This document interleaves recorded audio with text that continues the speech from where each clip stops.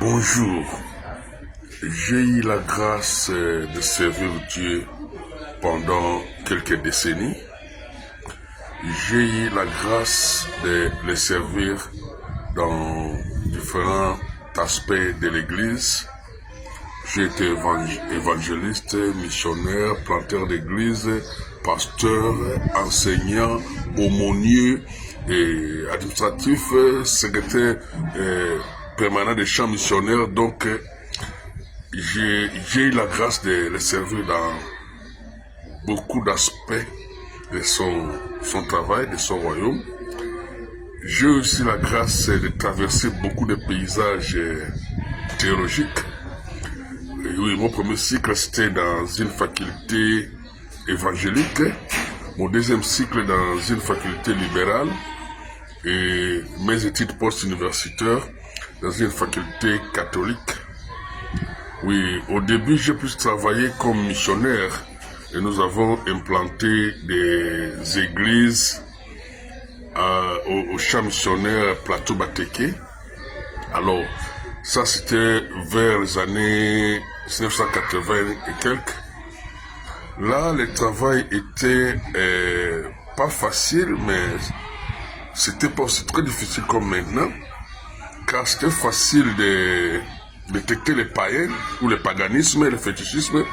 Les féticheurs s'habillaient en rouge, et il y avait des fétiches, des amulettes sur les arbres fruités dans les portes de maisons. C'était facile d'évangéliser. Mais malheureusement, ces derniers temps, ce qui devient très inquiétant, c'est le fait que Satan s'avance masqué. Satan s'avance camouflé. Il prend le nom de Jésus comme couverture. Il agit dans la prolifération des églises.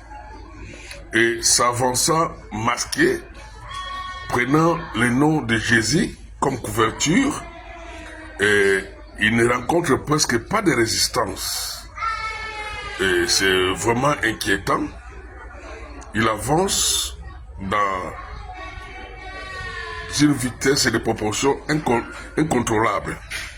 Ce qui fait que le grand nombre d'églises et la quantité de chrétiens dans nos pays, dans nos diasporas, sont en divorce avec la qualité de nos vies, car Satan se muait.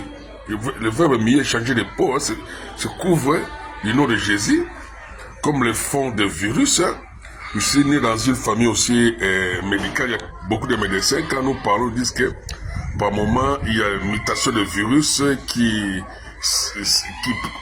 prend d'autres formes, ce qui se fait aujourd'hui. Donc, la tâche devient très difficile. Le discernement est alors impératif. Et le ministère apologétique doit se faire.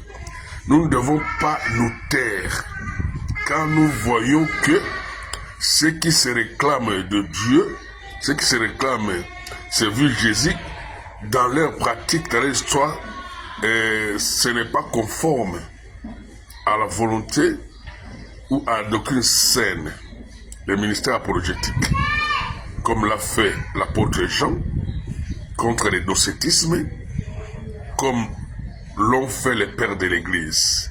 Merci.